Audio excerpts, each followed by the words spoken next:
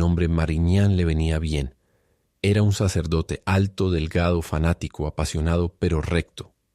Todas sus creencias estaban fijas, nunca variaban. Creía sinceramente que conocía a Dios, entendía sus planes, deseos e intenciones. Cuando caminaba dando largas zancadas por el sendero del jardín de su pequeña casa parroquial en el campo, a veces se hacía la pregunta, ¿por qué ha hecho Dios esto? Y reflexionaba sobre esto continuamente y casi siempre encontraba una respuesta. Nunca habría clamado en un arrebato de pía humildad, «Tus caminos, oh Señor, son inescrutables». Se decía a sí mismo, «Soy el siervo de Dios. Es justo que sepa la razón de sus actos o que los adivine si no lo sé». Todo en la naturaleza le parecía creado de acuerdo con una lógica admirable y absoluta. Los cómo y porqués siempre se equilibraban.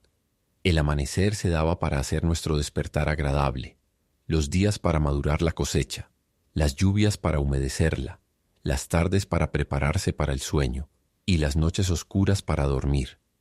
Las 4 estaciones correspondían perfectamente a las necesidades de la agricultura, y nunca le había surgido al sacerdote la sospecha de que la naturaleza no tiene intenciones, que al contrario, todo lo que existe debe conformarse a las duras demandas de estaciones, climas y materia.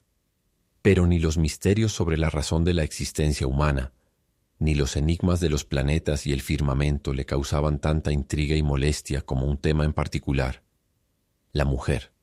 La despreciaba de manera instintiva, casi sin darse cuenta, como si ese rechazo fuera algo natural en su ser. A menudo repetía las palabras de Cristo: «Mujer, ¿qué tengo yo contigo?», y agregaba: «Parece como si Dios mismo estuviera insatisfecho con esta obra suya». Ella era la tentadora que desvió al primer hombre y que desde entonces siempre había estado ocupada con su labor de condenación, la criatura débil, peligrosa y misteriosamente impactante, pero más aún que sus cuerpos llenos de incitación, aborrecía su capacidad para desviar los pensamientos y corromper la voluntad, como si con solo su presencia pudieran desatar un caos silencioso en la mente de los hombres, nublando su juicio y debilitando su resolución. A menudo había sentido su ternura dirigida hacia él, y aunque sabía que era invulnerable, se enfurecía ante esta necesidad de amor que siempre vibra en ellas. Según su creencia, Dios había creado a la mujer con el único propósito de tentar y poner a prueba al hombre. No se debía acercar a ella sin precauciones defensivas. De hecho, él las consideraba como una trampa, con sus encantos engañosos y su astucia velada, sus labios abiertos, seductivos, mientras que sus ojos penetrantes se adentraban en las profundidades mismas del alma. No tenía indulgencia excepto por las monjas, a pesar de que sus votos las habían vuelto inofensivas. Era severo con ellas. No obstante, sentía que en el fondo de sus corazones encadenados y humildes ardía brillantemente la eterna ternura. Esa ternura que incluso le mostraban a él, un sacerdote. Sentía esta maldita ternura, incluso en su docilidad, en el tono bajo de sus voces cuando le hablaban, en sus ojos bajos y en sus lágrimas resignadas cuando las reprendía duramente. Y sacudía su sotana al salir de las puertas del convento y se alejaba alargando su paso como si huyera del peligro. Tenía una sobrina que vivía con su madre en una pequeña casa cerca de él. Estaba empeñado en hacer de ella una hermana de la caridad. Era una joven bonita, dulce y aplicada, pero, como tantos otros de su edad, a menudo dejaba que la impulsividad guiara sus acciones. Cuando el sacerdote predicaba, ella se reía, y cuando él se enojaba con ella le daba un abrazo, atrayéndolo hacia su corazón, mientras él buscaba inconscientemente liberarse de ese abrazo que no obstante lo llenaba de un dulce placer, despertando en él una sensación de paternidad que duerme en todos los hombres. A menudo, cuando caminaba a su lado por el camino rural, le hablaba de Dios. Ella nunca lo escuchaba, sino que miraba a su alrededor el cielo, la hierba y las flores, y se podía ver la alegría de la vida brillando en sus ojos. A veces se lanzaba hacia adelante para atrapar alguna criatura voladora, gritando mientras regresaba: «Mira, tío, qué bonito es, quiero abrazarlo». Y este deseo de abrazar insectos o flores de lila inquietaba, enfurecía y soliviantaba al sacerdote, quien veía, incluso en esto, la ternura que siempre florece en los corazones de las mujeres. Luego llegó un día en que la esposa del sacristán, que se encargaba de la casa de Mariñán, le informó con cautela que su sobrina tenía un amante. Casi sofocado por la terrible emoción que esta noticia despertó en él, se quedó allí, con la cara cubierta de jabón, pues estaba en el acto de afeitarse. Cuando se recuperó lo suficiente para pensar y hablar, gritó: «No es cierto, mientes, Melanie». Pero la campesina se puso la mano en el corazón diciendo: «Que nuestro Señor me juzgue si miento. Le digo, ella va allí todas las noches cuando su hermana se ha acostado. Se encuentran al lado del río, solo tiene que ir allí y ver, entre las 10 y la medianoche». Él dejó de rasurarse la barbilla y comenzó a caminar impetuosamente, como siempre hacía cuando estaba en profunda reflexión. Cuando comenzó a afeitarse de nuevo, se cortó 3 veces desde la nariz hasta la oreja. Durante todo el día estuvo callado, lleno de ira e indignación. Al odio sacerdotal hacia este amor invencible se unía la exasperación del padre espiritual, del tutor y pastor, engañado y burlado por una niña, y la emoción egoísta que muestran los padres cuando su hija anuncia que ha elegido un marido sin ellos, y a pesar de ellos. Después de la cena intentó leer un poco, pero no pudo, incrementando su ira por dentro. Cuando dieron las 10 tomó su bastón, un formidable palo de roble que solía llevar en sus caminatas nocturnas cuando visitaba a los enfermos, y sonrió ante el enorme garrote que hacía girar de manera amenazante en su fuerte mano campesina. Luego lo levantó de repente y, apretando los dientes, lo dejó caer sobre una silla, cuyo respaldo roto cayó al suelo. Abrió la puerta para salir, pero se detuvo en el umbral, sorprendido por la espléndida luz de la luna, de un brillo poco común. Y como poseía una naturaleza emocional, una como la de esos soñadores poéticos, los padres de la iglesia, se sintió de repente distraído y conmovido por toda la grandiosa y serena belleza de esta noche pálida.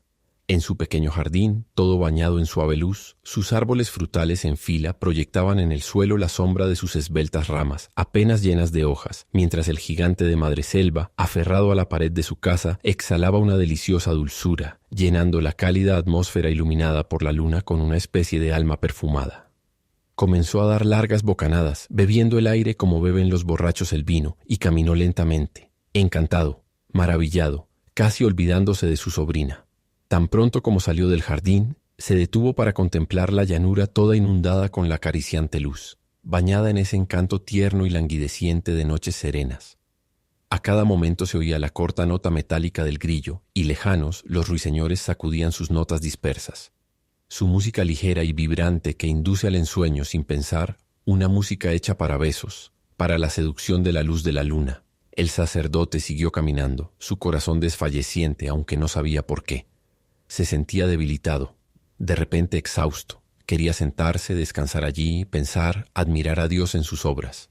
Allá abajo, siguiendo las ondulaciones del pequeño río, una gran línea de álamos serpenteaba, una fina neblina, una bruma blanca a través de la cual pasaban los rayos de la luna, argentándola y haciéndola brillar, colgaba alrededor y sobre las montañas, cubriendo todo el tortuoso curso del agua con una especie de algodón ligero y transparente. El sacerdote se detuvo una vez más, su alma llena de una ternura creciente e irresistible, y una duda, una vaga sensación de inquietud se apoderó de él. Se hizo una de esas preguntas que a veces se planteaba a sí mismo. ¿Por qué hizo Dios esto? Ya que la noche está destinada para dormir, para la inconsciencia, el reposo, el olvido de todo, ¿por qué hacerla más encantadora que el día, más suave que el amanecer o el anochecer? ¿Y por qué este seductor planeta más poético que el sol, que parece destinado, por lo discreto que es, a iluminar cosas demasiado delicadas y misteriosas para la luz del día, hace que la oscuridad sea tan transparente? ¿Por qué el mayor de los pájaros cantores no duerme como los demás? ¿Por qué derrama su voz en la misteriosa noche? ¿Por qué estos temblores del corazón, esta emoción del espíritu, esta debilitación del cuerpo? ¿Por qué este despliegue de encantos que los seres humanos no ven, ya que están acostados en sus camas? ¿Para quién está destinado este espectáculo sublime, esta abundancia de poesía arrojada del cielo a la tierra? Y el sacerdote no pudo entender. Pero mira, allá afuera, en el borde del prado, bajo el arco de árboles bañados en una brillante niebla, 2 figuras caminan una al lado de la otra. El hombre era el más alto y mantenía su brazo alrededor del cuello de su amada, besándole la frente de vez en cuando. De repente, daban vida al paisaje plácido en el que estaban enmarcados como por una mano celestial. Los dos parecían un solo ser, un ser al que estaba destinada esta noche calmada y silenciosa, avanzando hacia el sacerdote como una respuesta viva que su maestro enviaba a sus preguntas. Él se quedó quieto, con el corazón latiendo y todo alterado. Le parecía estar presenciando una escena bíblica, como los amores de Ruth y Booz, el cumplimiento de la voluntad del Señor, similar a las gloriosas historias de los libros sagrados. Los versos del Cantar de los Cantares resonaban en sus oídos. El llamado de la pasión, toda la poesía de este poema lleno de ternura. Y se dijo a sí mismo: quizás Dios ha hecho noches como estas para idealizar el amor mismo. Retrocedió ante esta pareja que avanzaba con los brazos entrelazados. Sin embargo, era su sobrina. Pero ahora se preguntaba si no estaría desobedeciendo a Dios. ¿Y no permite Dios el amor, ya que lo rodea con tal esplendor visible?